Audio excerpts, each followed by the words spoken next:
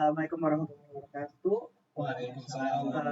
Halo sobat podcast, balik lagi sama saya Maulana Abdul Aziz, salah satu MC dari Teko Podcast, BEM Fakultas Teknik Universitas Mandiri. Sekarang bersama saya telah hadir dua orang selaku dua pemangku jabatan nih yang masih fresh banget di kampus Universitas Mandiri, yaitu ada A. Kurniawan selaku Presiden Mahasiswa BEM Universitas Mandiri dan A. Deni sebagai Wakil Presiden Mahasiswa Universitas Mandiri. Apa kabarnya sebelumnya? Ya, lagi sibuk apa nih? Kurang lebih. Sibuk menyiapkan prosesi.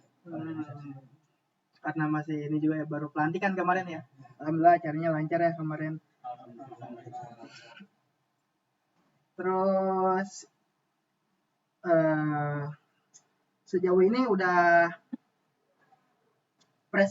presentasinya udah berapa nih buat apa ya? Bisa dibilang buat pembangunan BEM Universitas Mandiri sendiri. Untuk proses ini kalau untuk keputusan sudah 100%, tapi dalam hal mungkin dari mulai program kerja, dari mulai persiapan untuk kedepannya, ini baru kita 50%. Yang mana kita juga rencananya minggu-minggu yang akan datang kita dekat-dekat ini akan rapat kerja, yang mana untuk menyelesaikan program kerja kedepannya satu periode ini mau seperti apa. Berarti untuk proker dan yang lain seperti apa ya, kabinetnya udah oke lah ya? Udah beres. Oh, prokernya, jadi kan ada apa ya? Namanya BEM itu kan berarti itu adalah sortiran dari mahasiswa-mahasiswa yang terpilih gitu ya. Dan tentu saya dari mahasiswa-mahasiswa itu pastinya kita membutuhkan apa ya? Mahasiswa yang berkualitas. Salah satu contoh mahasiswa berkualitas itu adalah mahasiswa yang memiliki bukan kesempatan sih, lebih memiliki potensi dalam berpikir kritis. Nah, mau nanya nih, buat BEM Universitas Mandiri sendiri untuk mahasiswanya, kayak bagaimana peran BEM Universitas Mandiri dalam mendorong mahasiswa untuk mengembangkan kemampuan berpikir kritis itu sendiri? Mungkin untuk mendorong yang namanya critical thinking atau berpikir kritis ya, ini perlu mahasiswa harus punya gitu jiwa ini, yang mana satu untuk mengambil keputusan secara singkat, secara padat. Kalau kita tidak berpikir kritis itu tidak akan bisa. Dan bagaimana caranya? Yaitu satu, mungkin kita harus banyaknya diskusi, ngadain kegiatan proker atau program kerja yang ada diskusi kecil-kecilan, kayak diskusi senja, ataupun misalnya ngobrol santai, kayak pagi-pagi atau sore sambil ngopi, kita ada yang proker, sambil kita juga diskusi, dengan mungkin banyaknya diskusi, seringnya diskusi, dan kita juga ngasih pemahaman kepada mahasiswa bahwasannya dalam kita mengambil informasi, jangan sampai mentah-mentah. Kita cari tahu dulu sebelum kita mempublishnya atau memberitahu kepada orang lain. Dan ini mungkin proker kita adalah diskusi senja ya, atau diskusi publik juga. Bahkan insya Allah nanti 2 minggu sekali kita akan mengadakan program kerja yang namanya diskusi setiap sore. Mungkin ada tambahan dari rekan saya. Mungkin gini, saudara Abdul ya. Ya, bicara tentang critical thinking atau berpikir kritis, memang banyak sekali yang menanyakan akan hal ini di kalangan mahasiswa. Saya mau mengafirmasi tadi yang dikatakan oleh Pak Pres, bahwasanya kita berdiskusi secara langsung, baik tidak langsung melalui media-media ataupun hal yang lain, itu dapat menambahkan atmosfer pemikiran dalam pikiran yang kritis gitu. Jadi nggak hanya kita berdiskusi pun bisa melewati kajian-kajian kemahasiswaan yang mungkin nanti bersifatnya fundamental. Dan nanti dari Kementerian Sosial Politik, Deputi Kajian Strategis BEM Universitas Mandiri itu bakal ada mengadakan kajian kemahasiswaan. Insya Allah itu mau diadakan. Doain aja ada. Karena untuk membuat atmosfer ataupun siklus berpikir kritis di kalangan mahasiswa, khususnya di Universitas Mandiri. Berarti ini bisa dibilang diawali dengan diskusi-diskusi lah ya. Iya, dengan diskusi kecil-kecilan gitu, ataupun nggak diskusi juga sambil kita ketemu ngobrol santai gitu, nggak usah formal gitu, kita semi formal aja, bahkan kalau bisa santai aja gitu, nggak ada formalnya gitu. Kurang lebih ini kayak apa ya, kalau dari referensi yang saya baca ini teorinya seperti Socrates, yang dia mengolah logikanya itu bukan dari pelajaran formal tapi dari diskusi-diskusi nyamperin Ya, orang gitu. ya mungkin ya. Itu lebih ini, lebih. Nah, untuk next pertanyaannya, sebagai pemimpin BEM, bagaimana Anda melibatkan mahasiswa dalam proses pengambilan keputusan kampus dan mendorong pemikiran kritis dalam konteks ini? Mungkin bisa dari Akur dulu deh. Ya. Jadi yang pertama untuk dorong agar mahasiswa berpikir kritis, ya tadi yang pertama adalah membuatnya atau program kerja diskusi kecil-kecilan. Yang kedua, kita ada advokesma yang mana nanti ranahnya untuk para mahasiswa, apa yang diinginkan oleh mahasiswa, keluh kesah apa yang dirasakan oleh mahasiswa. Contohnya misalnya dari mulai fasilitas ataupun apa di dalam kampus ini, apa yang kurangnya, nanti lewat advokasi dari pusat ke kita, dari kita langsung ke rektor atau ke rektor 3 dan ke rektor. Mungkin kedepannya dari advokesma akan ada program kerja juga, yaitu kayak diskusi kecil-kecilan juga kepada mahasiswa, bukan ranah ke Ormawa gitu ya. Kalau kayak Dagri itu ranahnya ke Ormawa gitu ya, tapi kalau advokesma itu udah keseluruhan kepada mahasiswa, bukan mahasiswa yang sedang menjabat atau mahasiswa yang sedang aktif organisasi, tapi mahasiswa biasa pun juga yang istilahnya adalah kupu-kupu kuliah pulang, mereka juga punya haknya gitu ya. Nanti advokesma akan menyentuh mereka gitu ya, apa yang mereka rasakan, apa yang mereka butuhkan, fasilitas apa yang kurang, keluh kesah apa yang mereka rasakan. Mungkin seperti itu. Dan kalau di festival seperti advokasi itu sendiri sebagai fasilitator atau jembatan antara mahasiswa dengan kebutuhannya gitu ya. Ya. Dan mungkin nanti juga lewat advokesma atau lewat Dagri, Menteri Dalam Negeri, mahasiswa ataupun Ormawa itu bisa bagaimana sih caranya agar mahasiswa di kampus ini pada banyak minat ke dalam organisasi ataupun lebih banyaknya diskusi kecil-kecilan agar mahasiswa-mahasiswa yang lain itu ikut berpikir kritis juga, dan bagaimana diskusi kecil-kecilan itu agar menarik. Jangan sampai diskusi kecil-kecilan itu hanya diskusi pelan-pelan gitu aja, tidak ada menariknya. Bagaimana caranya agar bisa menarik mahasiswa-mahasiswa yang lain, yang mahasiswa biasa, yang asalnya misalnya kupu-kupu menjadi aktif karena banyaknya diskusi gitu ya, seringnya diskusi, mungkin seperti itu.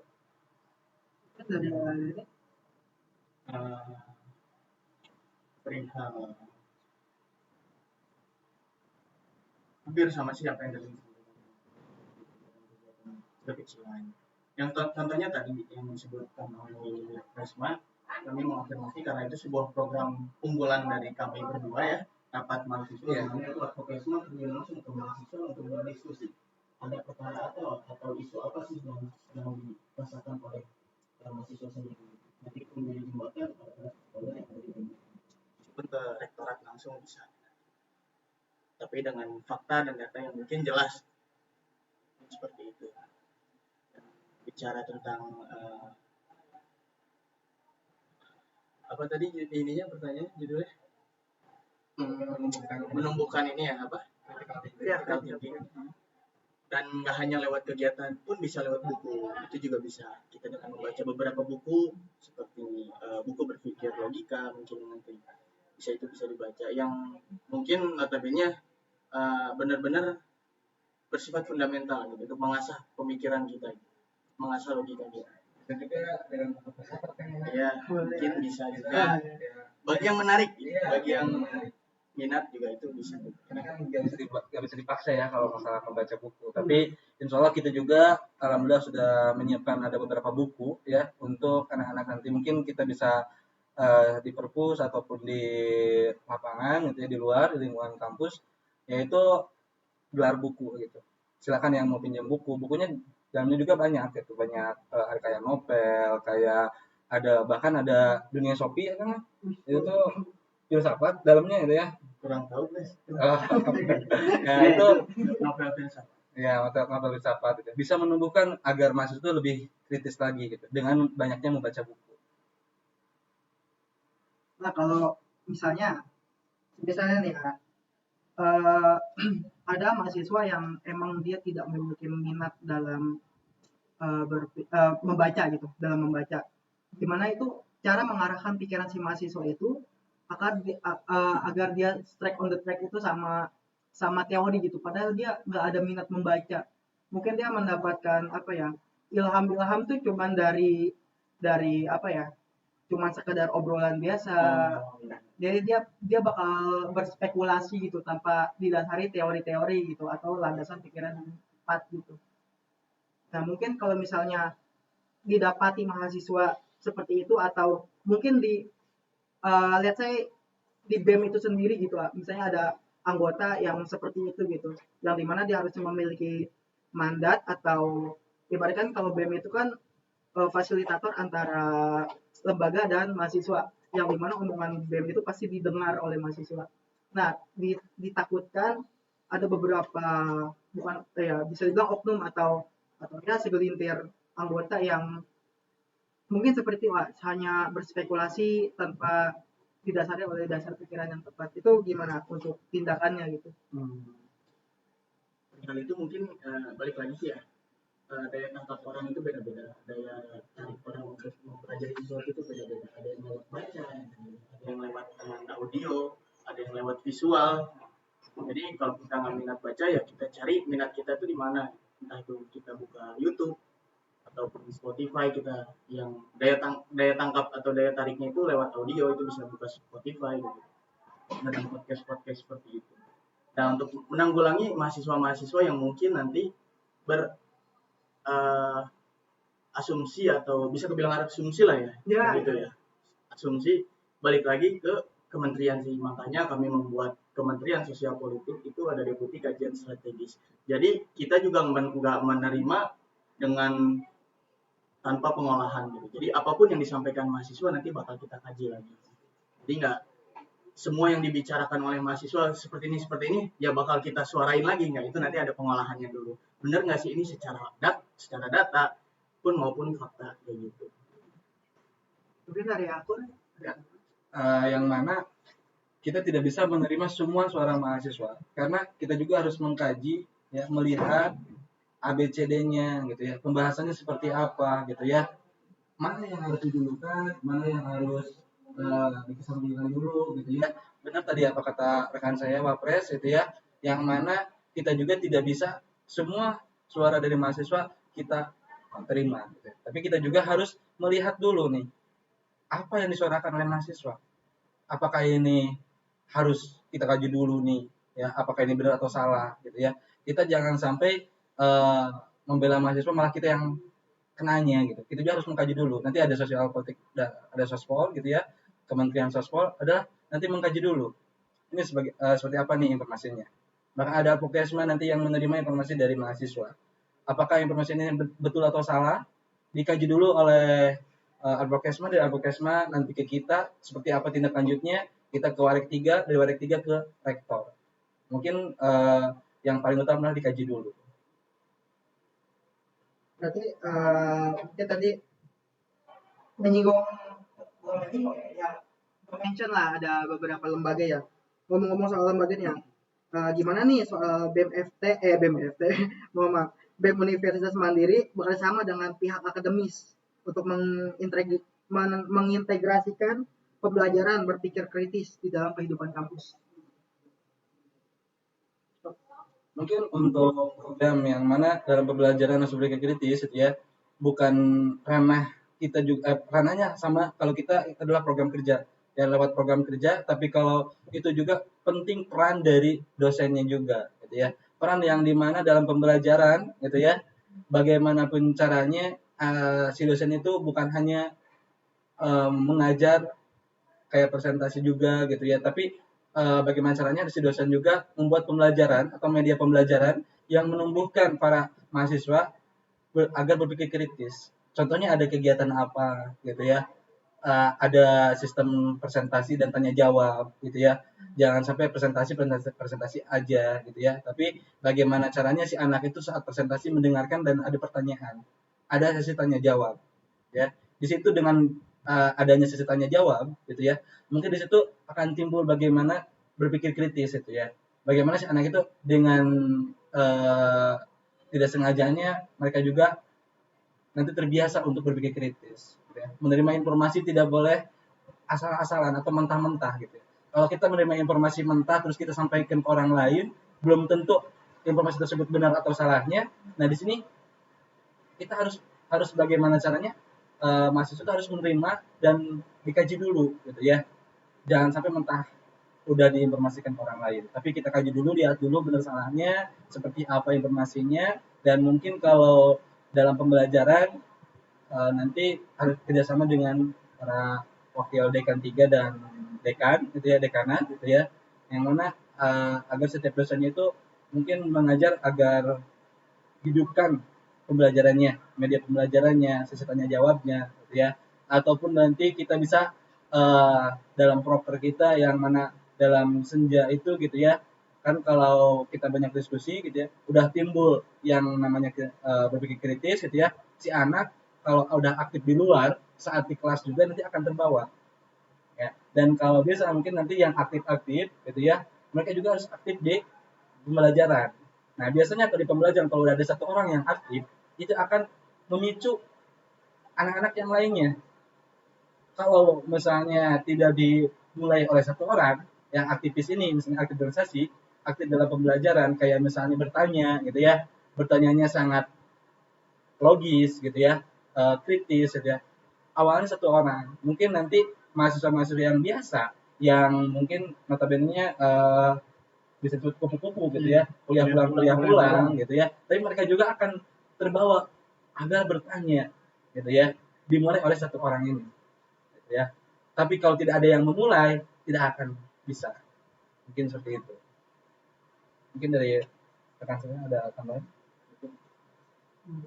Mungkin di apa ya, di kampus itu sendiri terdapat beberapa faktor krisis critical thinking, bisa dibilang kayak gitu ya, seperti yang disebutkan tadi oleh Apur, seperti mereka menerima informasi tanpa mengkajinya terlebih dahulu. Nah, untuk program kerja dari BEM Universitas Mandiri kan ini kan cangkupannya lebih luas ya daripada BEM Fakultas. Nah, gimana untuk mengajak orang-orang yang memang tidak memiliki minat dalam berpikir kritis? Kan soalnya kan ini kan sangat penting sekali untuk menghasilkan output mahasiswa di dunia sosial gitu. Tapi gimana kalau mereka misalnya tidak ada minat dan tidak ada tindakan sama sekali dari pihak BEM Unitnya sendiri, hingga pas menjadi apa ya, pas sudah wisuda atau resmi menjadi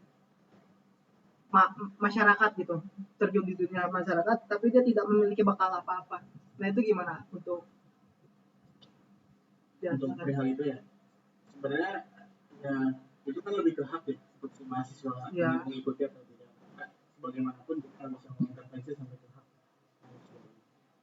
Dan pula kami mahasiswa intinya sudah memadai. Analoginya seperti mangkok kalau nggak diisi itu nggak bisa kita mengonsumsi sesuatu.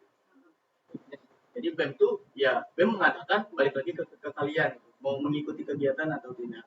Bagaimana kalian generasi muda, generasi intelektual yang mungkin derajatnya daripada siswa, lebih daripada siswa, makanya mahasiswa, gitu seperti itu. Balik lagi karena BEM sudah mewadahi, ya sisanya kembali lagi ke orang-orang yang mau pada berkontribusi atau tidak. Ujungnya nggak cuma diri sendiri aja sih yang rugi kalau nggak ikut. Mungkin menambahkan ya dari rekan saya, itu apa kata rekan saya yang mana kata Pak Pres ya, itu hak masing-masing mengikuti atau tidaknya. Cuma kalau misalnya proker dari kita kayak misalnya ada diskusi senja gitu ya, ada rapat dengan mahasiswa gitu ya, pendekatan dengan mahasiswa apa yang dibutuhkan mahasiswa, terus mengkaji isu-isu yang ada di kampus, isu-isu yang ada di luar gitu ya.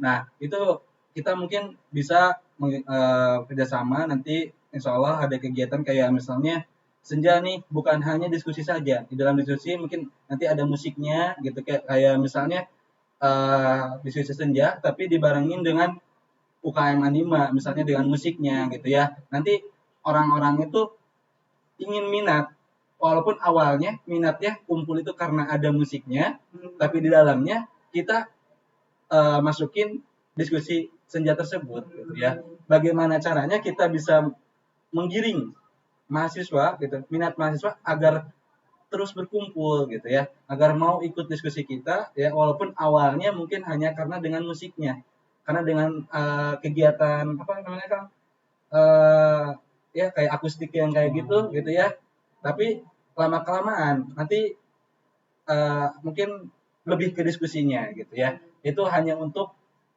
agar mahasiswa mau gitu ya, mau ikut gabung gitu ya, mungkin seperti itu caranya. Mungkin penambahan dikit ya. Tadi juga udah disepil banyak dikitnya sama aku tentang diskusi.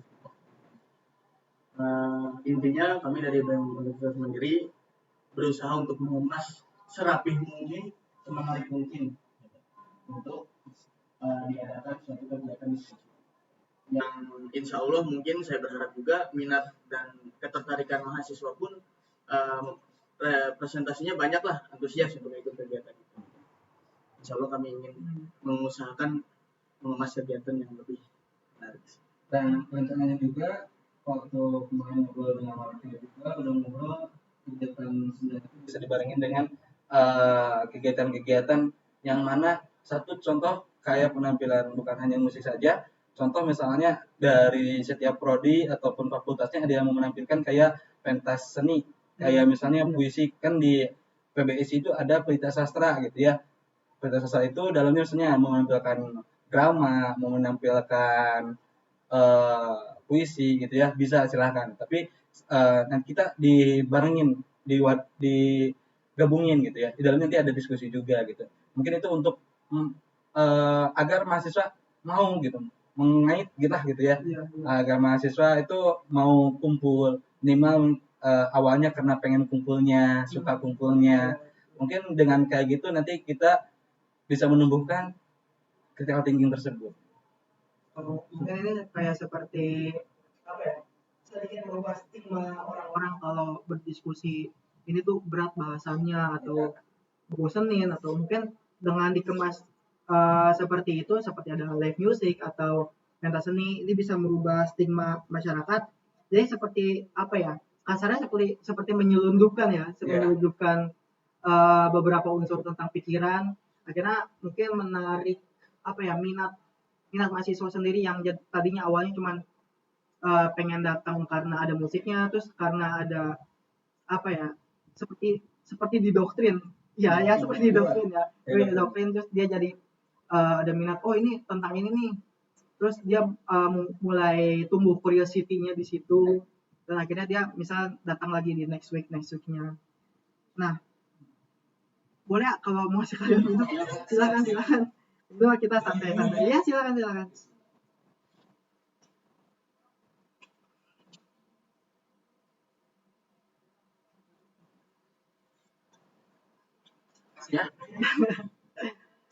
Nah, kan kalau misalnya apa ya, mengkaji atau berdiskusi tentang pikiran itu kan gak cuma sekadar pikiran ya, itu kan harus dilandasi sama teori.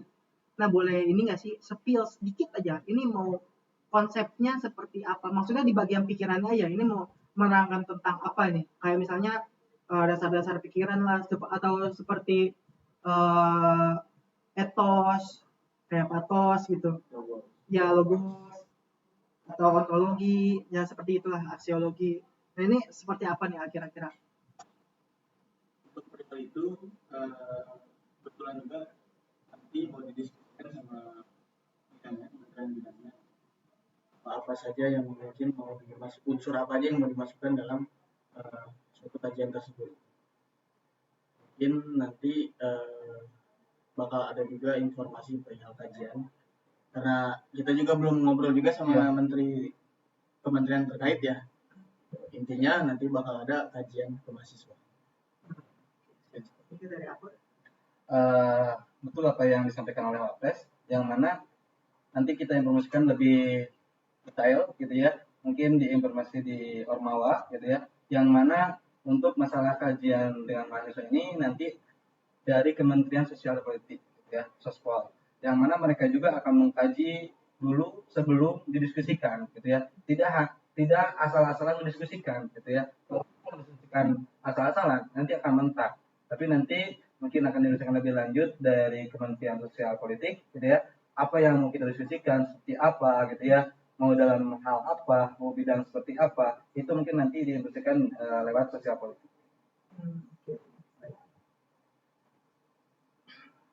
Nah, mungkin pertanyaan selanjutnya, bagaimana BEM Universitas Mandiri mengatasi tentang dalam kehidupan budaya berpikir kritis di lingkungan kampus? Ini kayaknya udah ya tadi. sorry. Itu mungkin jawabannya tadi yang diskusi kecil-kecilan gitu. Untuk program diskusi kecil-kecilan itu estimasi waktunya itu berapa lama? Kayak misalnya 2 minggu sekali kah atau 3 minggu sekali kah? Mungkin perihal itu kemarin sempat ngobrol sedikit lah sama Menteri Sosial. Dia mengajukan, insya Allah ketika memang sudah diizinkan dan dilaksanakan itu di kegiatan itu 2 minggu sekali lah ada kajian. 2 minggu sekali. Kita itu mungkin apa ya? Bisa apa ya?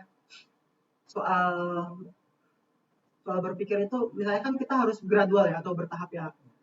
Nah, ditakutkan kalau misalnya spare waktunya terlalu lama itu mungkin itu bisa bikin lupa. Ini kalau misalnya lupa itu gimana? Kalau misalnya si mahasiswanya lupa itu sendiri. Kalau masalah lupa kita kan diskusi ya, kita diskusi juga, kita tidak bisa asal-asalan gitu ya.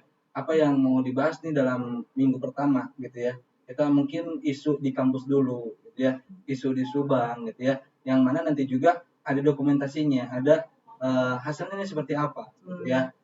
Diskusi ini bukan hanya tujuan untuk memberikan atau menumbuhkan critical thinking mahasiswa, tapi kita juga mencoba untuk mendiskusikan isu yang ada di kampus seperti apa, isu yang di luar di Subang itu seperti apa. Maka dari itu kita juga nanti mungkin sesuai yang ramainya di Subang, isu apa nih, apa yang enak dibahas di dalam mahasiswa gitu ya.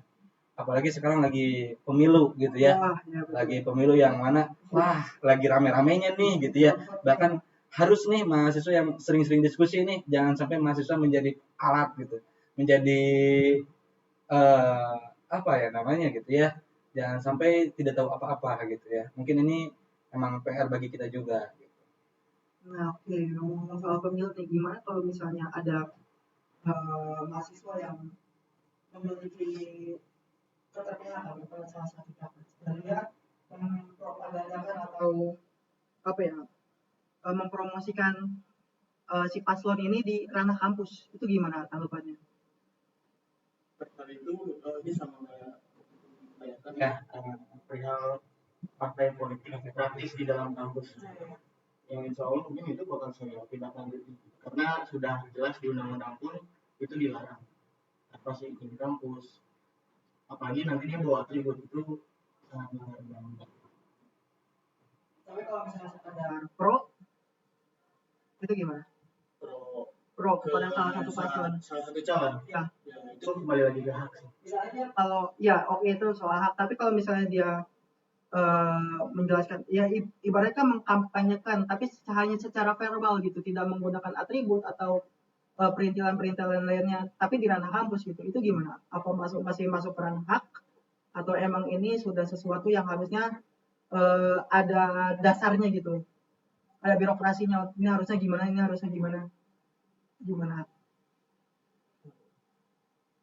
Dia mengkampanyekannya secara secara fair banget.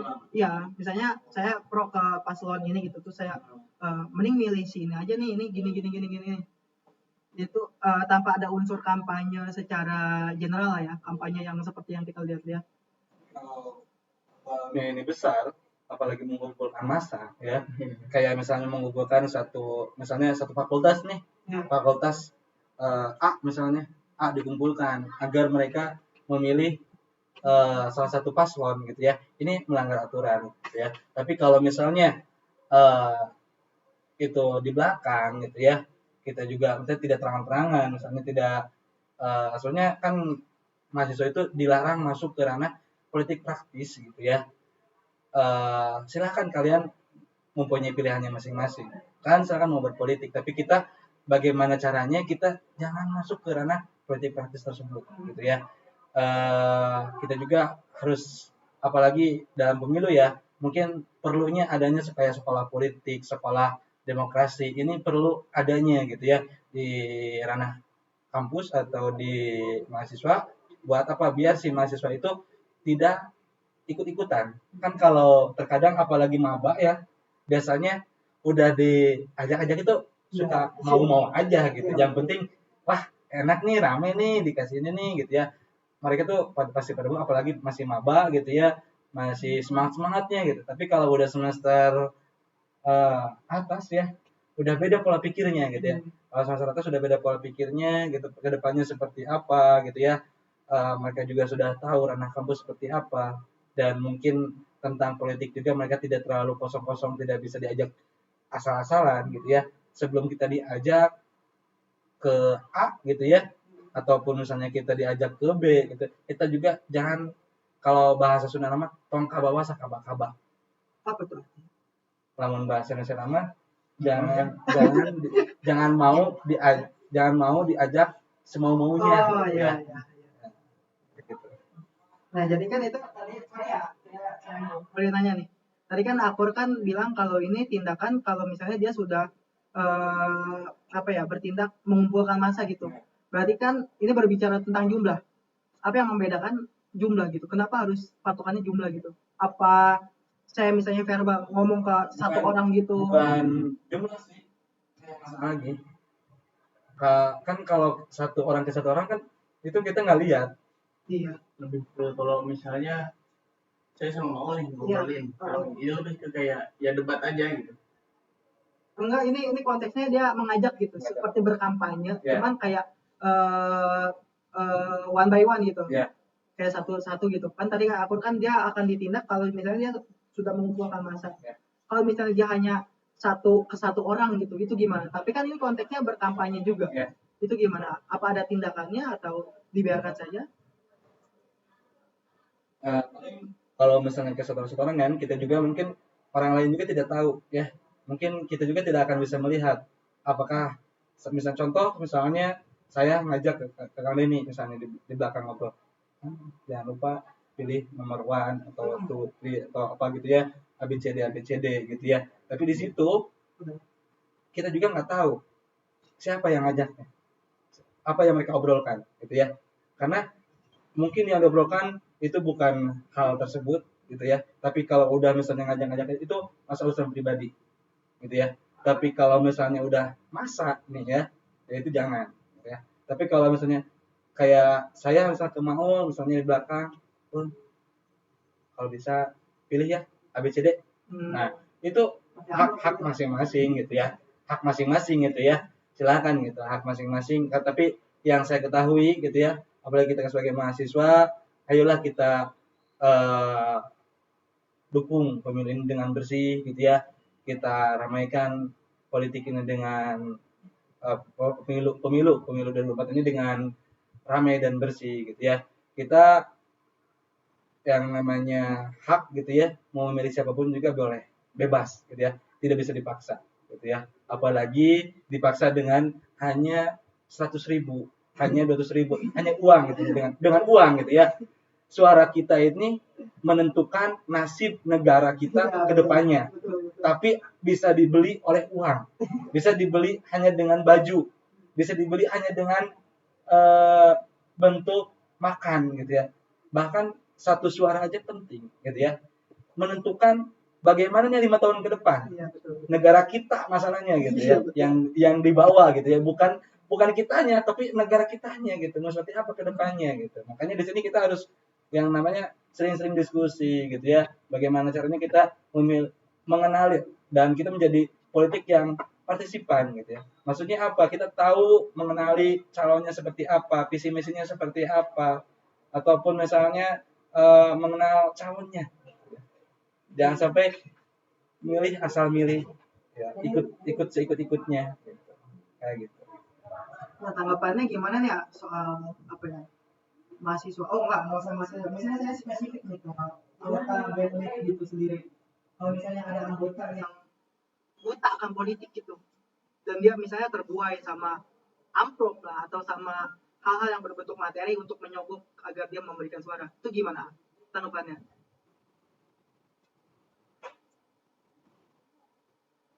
Tanggapannya hal itu ya, ya saya berharap jangan sampai ada sisi Iya. itu, karena maka dari itu kita ingin ada kegiatan-kegiatan yang bersifat fundamental, mengasah iklim kritis mahasiswa biar bisa memilah dan memilih gitu. Mana yang benar-benar bisa diserap, mana yang tidak gitu. Dan ya saya harap jangan sampai ada akan hal itu sih. Kenapa ingin menambahkan? Mungkin yang saya ya sama gitu ya dengan Mapres, jangan sampai ada yang hal seperti itu ya, yang memang kita juga tidak mau, kita tidak ingin ada hal yang seperti itu terjadi di lingkupan BEM gitu ya. Makanya program kita adanya diskusi senja 2 minggu sekali, yaitu agar tidak ada mahasiswa yang seperti itu. Nah, kita kan berbicara pilpres nih, kan itu kan waktunya sudah sebentar lagi nih, saya bilang sebentar lagi. Nah, di waktu yang singkat ini, gimana upaya dari pihak BEM Univ sendiri itu untuk menyadarkan mahasiswa-mahasiswa atau seenggaknya seminimalnya itu anggotanya agar dia melek akan politik itu, agar dia tidak tersesat gitu di jalur politik yang gitu, yang kacau balau gitu. Itu gimana? Kalau sekedar anggota gitu ya, kayak pengurus mungkin bisa dengan diskusi juga gitu ya, dengan rapat-rapat gitu ya. Tapi kalau dengan lingkupan mahasiswa gitu ya, selingkupan mahasiswa kita cuma bisa mengingatkan. Mungkin dengan kayak ada diskusi atau ada kayak pamflet gitu ya, pamflet mengingatkan kepada mahasiswa gitu ya, mungkin seperti itu gitu. Tidak bisa kita memaksakan gitu ya, karena mereka juga punya hak masing-masing untuk berpolitik ya silakan, tapi yang penting jangan sampai berpolitik praktis juga. Itu kan berbicara soal politik praktis ini, yang mau tanyain itu gimana tuh tindakan aksinya gitu, aksi nyatanya gitu untuk menyadarkan mahasiswa atau yang tadi mau bilang seenggaknya anggota BEM itu sendiri untuk melek politik gitu. Ya, kalau anggota kita mungkin dengan diskusi, Iya. sambil rapat juga. Nah, ini ya, kita berbicara tentang jangka waktu yang sebentar lagi pilpres nih. Ya, kalau bicara dengan anggota ya, kalau anggota nih, karena anggota kita juga anggota tidak terlalu banyak gitu ya, karena kita juga ada rapat kabinet gitu ya, ada rapat ada rapat menteri gitu ya, kita bisa disampaikan di situ sedikitnya menyampaikan tentang pemilu, itu ranah untuk anggota. Tapi kalau untuk ranah mahasiswa mungkin tadi dengan pamflet gitu ya, karena dengan waktu yang sebentar ini kita mungkin dengan pamflet atau dengan diskusi sedikit-sedikit gitu. Mau nanya nih bedanya berdiskusi tentang politik sama ini pertanyaan konyol sih ya. Tapi ini mau pengen nanya yang apa ya, yang benar-benar apa sih bisa dibilang kayak ya dasarnya lah gitu, dasar pikirannya nih gimana nih kalau misalnya dari pihak BEM berbicara tentang politik dan dari mahasiswa ada yang berbicara juga soal politik tapi dia dengan motif politik apa praktis Ya, nah, itu misalnya seperti itu, misalnya dia seperti membawa unsur kampanye gitu kan, itu kan sama saja berbicara soal politik ya di ranah kampus. Nah, bedanya apa sama Adeni, misalnya Adeni sama Akur gitu berbicara juga soal politik di ranah kampus. Mungkin yang satu kan ini dilarang karena dia membawa unsur-unsur kampanye. Nah, Adeni juga kan misalnya sama Akur kan berbicara soal politik juga kan. Nah, ini bedanya di mana nih kira-kira? Politik kampus. Kalau mereka kan itu Di ranah kampus. Nah, ini politiknya maksudnya apa nih? Nah, berbicara politik, tentang politik. Politik itu kan alat ya. Iya. Alat untuk menggapai kekuasaan. Iya, betul. Nah, kita berbicara tentang politik gitu ya. Tadi pertanyaannya bahwasannya apa perbedaannya? Kalau kita mungkin ke budaya politiknya gitu ya. Agar kita menjadi budaya politik yang partisipan, yang mengenal calonnya gitu ya. Tidak asal-asal pilih. Bukan budaya kayak misalnya parokial atau kaula yang di Indonesia gitu ya, ada tiga budaya yang mana ada masyarakat yang acuh tak acuh gitu ya, asal pilih ikut-ikutan. Tapi kita bagaimana caranya sebelum kita memilih itu agar mengenali dulu sosok siapa yang kita pilih. Tapi kalau mereka mungkin itu berkampanye gitu ya, kayak seperti itu. Sesuai apa yang Ya. mungkin ada beberapa pertanyaan lain ya. Ini mungkin pertanyaan yang agak sensitif. Nggak tahu ya ini sensitif atau enggak. Tapi kenapa sih unsur-unsur politik gitu? Maksudnya politik di sana ya, di elit-elit gitu ya, dilarang banget masuk ke ranah kampus. Itu kenapa ya kira-kira? Mungkin ada ini silakan.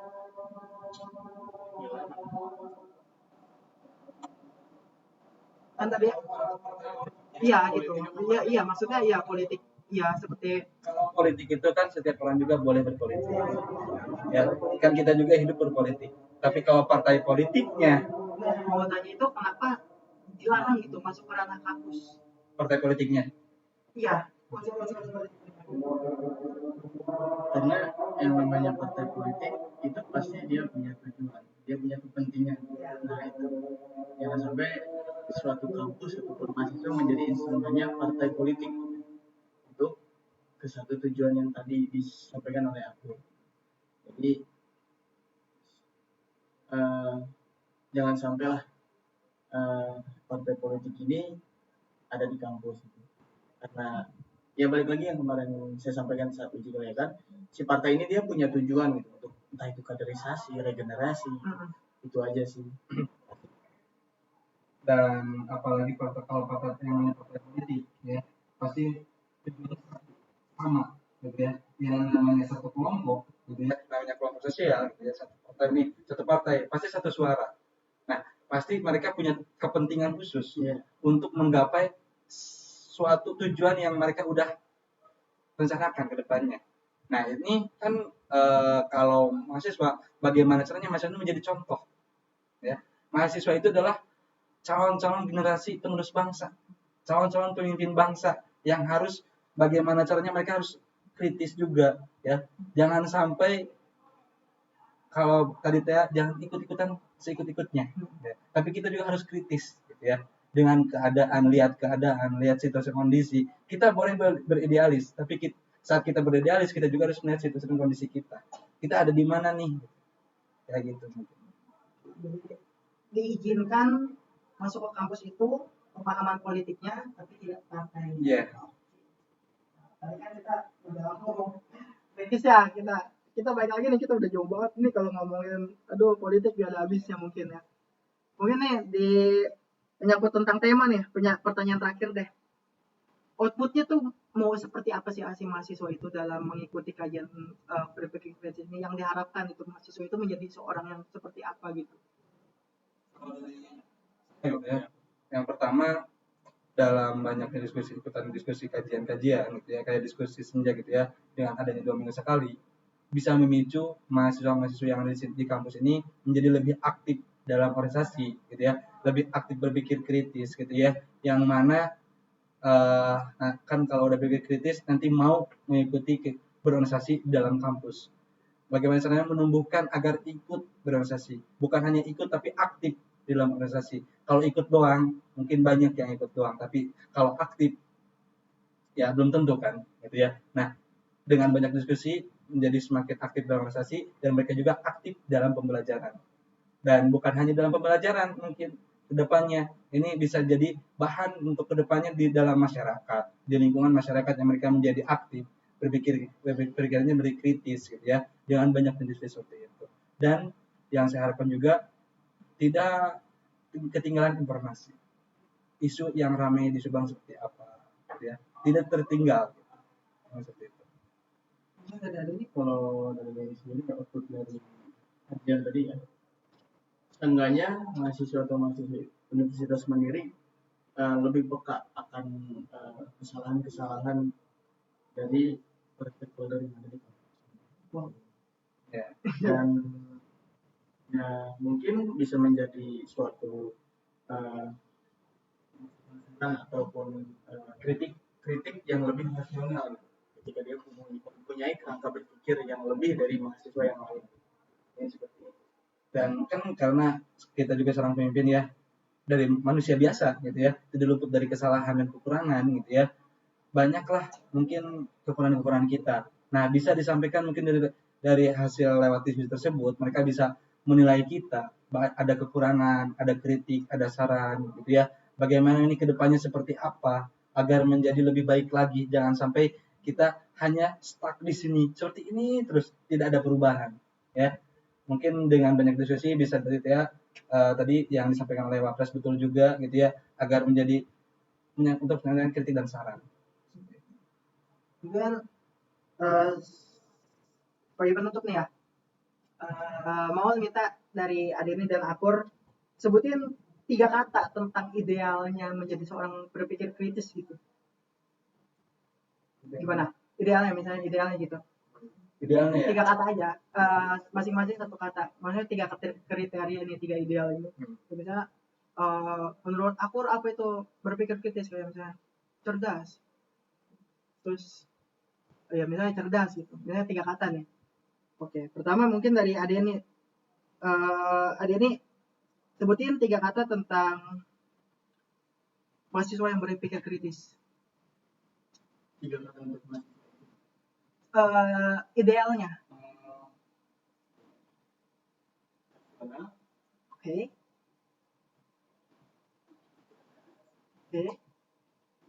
Oke, mantap. Mungkin dari Akur gimana? Sebutin 3 kata untuk ideal mahasiswa kritis seperti apa? Dari saya gitu ya, untuk ideal 3 kata yang ideal gitu ya. Kata-kata 3 kata yang ideal adalah yang pertama adalah kreatif, inovatif, tanggung jawab. Nah, oke, terima kasih. Nah, ini ada pertanyaan titipan ya. Gimana nanti minta apa ya, saran untuk program kita nih, Teko Podcast nih. Kita sarannya dong dari Adeni dan Akur gitu. Kita harus gimana ke depannya biar nambah minat pendengarnya, atau mungkin dari materi-materinya harus seperti apa gitu. Silakan. Mungkin sedikit ya dari saya, mungkin untuk kedepannya untuk Teko Podcast ini udah bagus nih ya, saya apresiasi gitu ya. Bagus banget gitu ya programnya. Untuk kedepannya mungkin agar banyak peminatnya, dibikin kayak konten-konten kayak pembahasannya bukan hanya dengan Presma Wapres gitu ya, tapi berjalan gitu ya, tapi pembahasan isu-isu yang ada di Subang, ada di kampus dulu tapi sebelum keluar gitu ya, yang di kampus apa nih yang ramai gitu ya, isu-isunya bahas ya, krusial gitu ya. Karena kan kalau di kampus nih yang krusial apa nih, nah kalau kita bahas yang seperti itu mungkin mahasiswa tuh mau mendengarkan karena wah ini lagi ramai gitu ya. Terus yang di luar juga yang di Subang nih kira-kira apa nih di lingkup Subang gitu ya. Kan di kita juga ada misalnya ada dosen yang aktif juga misalnya di mana gitu ya. Kayak misalnya kita bisa undang atau diskusi atau kayak gini dengan Pak Warek, Pak Rektilu atau Wakil Dekan 3 gitu, bidang kemahasiswaan gitu ya, tentang isu-isu kampus gitu ya. Ataupun misalnya mau pembahasannya sama aktivis-aktivis yang ada di kampus nih ya, isu-isu di kampus seperti apa, isu-isu yang di luar seperti apa gitu ya. Kayak sekarang namanya pemilu nih gitu ya, bahas nih seperti apa misalnya politik. Nah kalau sekolah politik seperti apa, misalnya politik seperti apa gitu ya. Terus bukan hanya politik, demokrasinya gitu ya. Karena kan perlulah kita mengenal gitu bagaimana demokrasi yang bagus, yang baik gitu ya. Kan kita juga terkadang tahu arti demokrasinya tapi kita tidak pada faktanya gitu ya. Demokrasi itu tidak jalan kayak gitu. Terima kasih untuk aku. Mungkin dari Adi ini. Kalau dari pribadi ya, karena kebetulan juga dari teknik gitu. Oh iya, betul. Ini merupakan suatu hal baru fresh di BEM Fakultas Teknik. Karena sebelumnya ya yang dialami di BEM Fakultas Teknik selama 2 periode itu di setiap kabinet itu mempunyai perkembangan dan ciri khasnya masing-masing. Dan mungkin ini salah satu ciri khas hal baru dari kabinet Arun Sahwa ya. Iya, betul. Ini bagus dan saran aja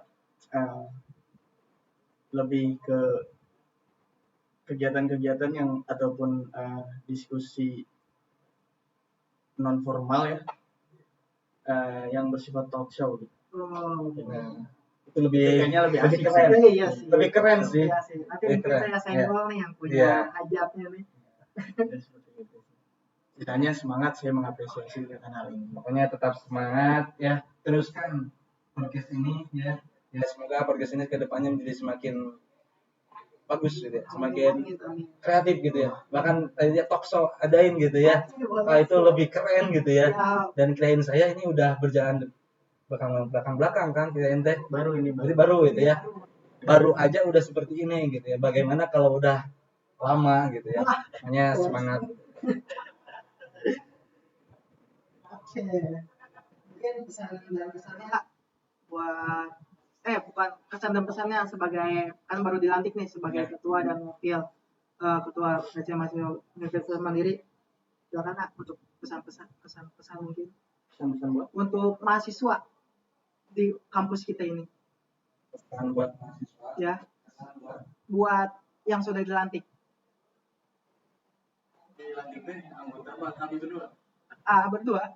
Dilantik kesannya gimana nih? Udah dilantik, wih kita punya ya gitu.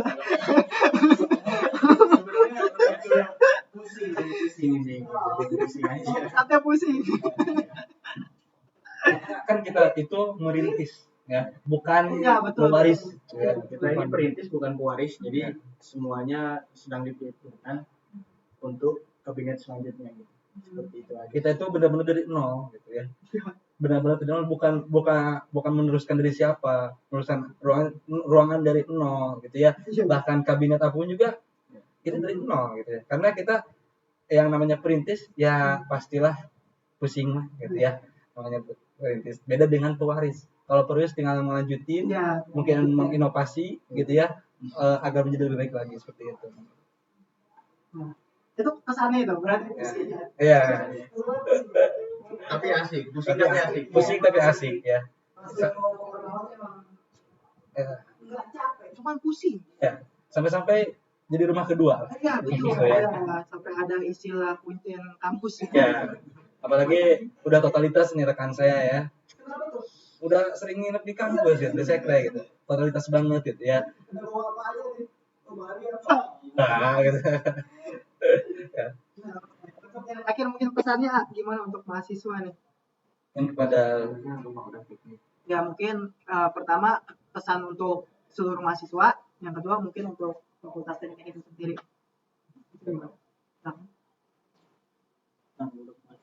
Ya mahasiswa dulu.